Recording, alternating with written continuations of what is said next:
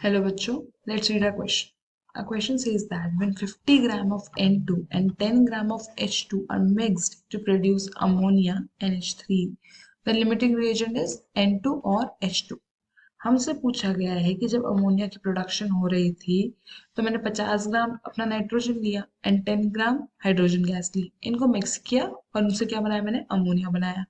अब मुझसे पूछा गया है कि इस प्रोडक्शन में लिमिटिंग रिएजेंट कौन सा होगा, मतलब अमोनिया की प्रोडक्शन को कौन सा जो हमारा रिएजेंट है, या तो नाइट्रोजन या फिर हाइड्रोजन, इन दोनों में से कौन कंट्रोल करेगा। सबसे पहले हम इस क्वेश्चन का जो की कॉन्सेप्ट है वो समझ लेते हैं। इस क्वेश्चन में जो की कॉन्सेप्ट लगता है वो है लिमिटिंग रिएजेंट्स का। एक होता है एक्सेस में रिएजेंट लेना और एक होता है लिमिटिंग रिएजेंट लेना। जो लिमिटिंग रिएजेंट होता है वही मेरे जो रिएक्शन है उसकी यील्ड को कंट्रोल करता है। सबसे पहले मैं ये जो रिएक्शन है नाइट्रोजन और हाइड्रोजन से अमोनिया बनाने की, इसको हम हेबस प्रोसेस भी कहते हैं, बहुत फेमस रिएक्शन है, वो लिख देती हूँ। सो N2 plus H2 gives me ammonia NH3। अब हम जरा अपने इस इक्वेशन को बैलेंस कर लेते हैं। यहाँ पे 3 लगाए, यहाँ पे 2 लगाए, ये बन गई मेरी बैलेंस्ड इक्वेशन। अब सबसे पहले जो भी हमें क्वेश्चन में दिया हुआ है, पहले मुझे नाइट्रोजन का मास गिवन है, यानी कितना वेट मैंने लिया हुआ है नाइट्रोजन का, कितना है वो 50 ग्राम्स है। क्या मैं यहाँ से नंबर ऑफ मोल्स निकाल सकती हूँ नाइट्रोजन के?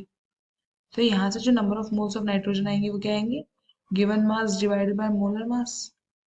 हम सब जानते हैं जो मोलर मास है नाइट्रोजन का वो कितना होता है, मोलर मास होता है 28 grams। So this becomes 50 divided by 28। यहाँ से जो नंबर ऑफ मोल्स निकल कर आते हैं वो आते हैं 1.7857। ये है मेरे मोल्स जो मुझे दिए हुए हैं नाइट्रोजन के, यानी N2। सेकेंड केस में हम H2 के साथ भी यही करते हैं। हमें हाइड्रोजन का वेट गिवन है, कितना है इसका वेट, 10 ग्राम्स। मोलर मास हमें पता है हमारी हाइड्रोजन, इट इज 2 ग्राम्स।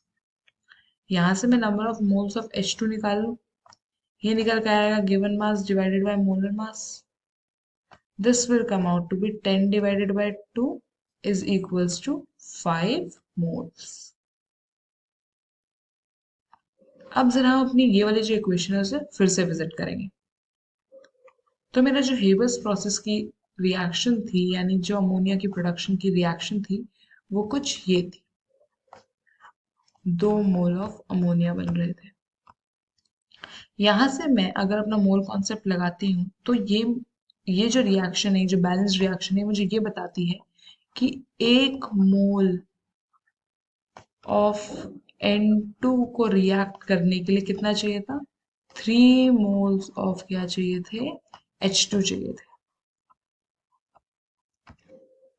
अगर 1.7857 मोल्स ऑफ नाइट्रोजन को रिएक्ट करना है तो कितने मोल्स चाहिए होंगे हाइड्रोजन के?